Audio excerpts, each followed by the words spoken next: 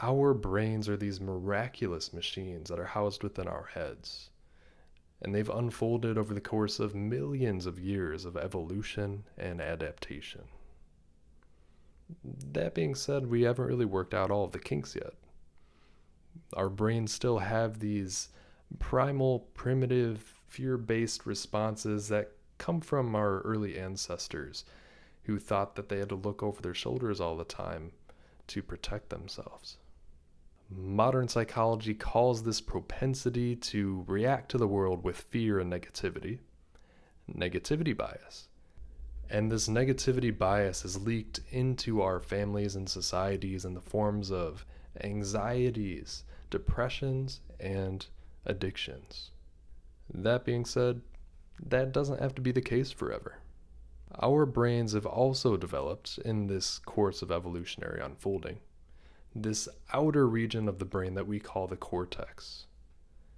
And the cortex contains our ability to respond, to organize, to plan, to be present, and to overall take control of one's life. These are called executive functioning skills. These executive functioning skills can be trained over time with practice, just like training our bicep, doing a bicep curl over and over and over, trains that muscle. So if we practice organization and we practice intentional focus, then our executive functioning skills in our cortex will also grow in response.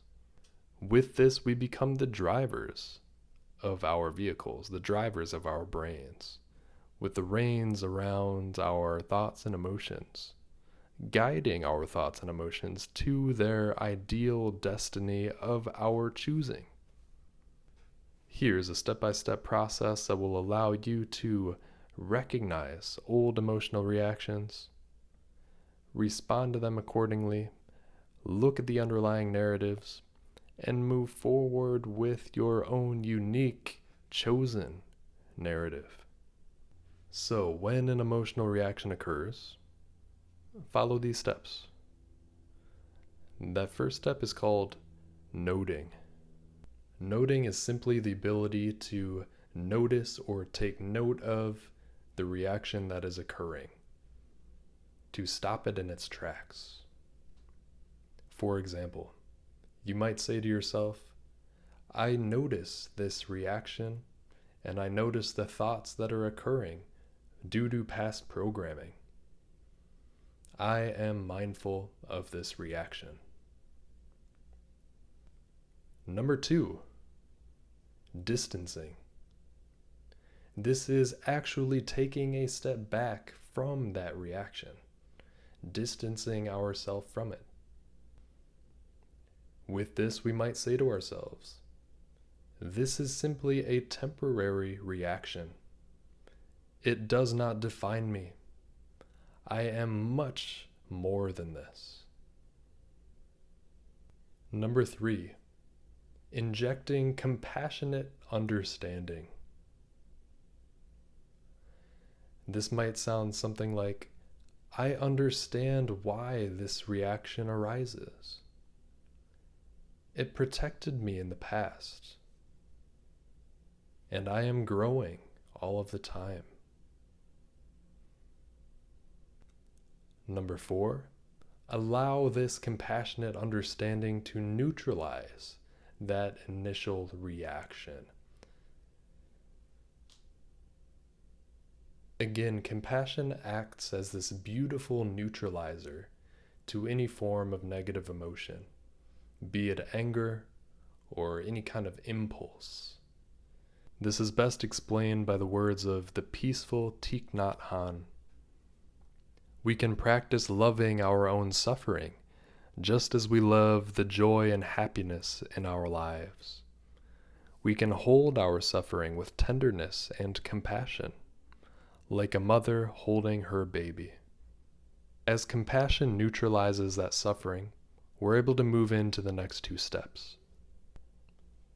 Number 5, we mindfully notice the space of stillness underneath the reactions that occurred. We might say to ourselves, I notice a sense of peace when I let go of the past. And then number 6, we replace that old inner monologue and create a new narrative based on your own unique values and ideals, which may sound something like, I choose to live in connection, love, truth, beauty, prosperity, and fulfillment. This is best illustrated by the words of Brother David Steindl-Rast, Benedictine monk. Gratefulness is a way of being that moves us from counting our blessings to living gratefully. It's like the traffic signs. Stop, look, go. You stop so that you can be present. You look so you can appreciate the beauty and the opportunity. And you go forward to act and express your gratitude. Perhaps paradoxically, we become the drivers of our brains and bodies when we surrender to the life around us, when we surrender to the present moment, the here and now, harnessing those skills of inner stillness and awakeness, aliveness, releasing the old tensions and truly creating from a space of inner stillness, wholeness, and growth mindset, opportunity mindset. After all, in the words of Buckminster Fuller, you never change things by fighting the existing reality. To change something, you build a new model that makes the existing model obsolete. Thank you for being here today. My name is Max Komes. I'm wishing you the best always. If you have any questions, comments, please leave them below. I would love to have some discussions on this video below. Please be sure to like and subscribe. That keeps the channel going. And until next time, may you be well.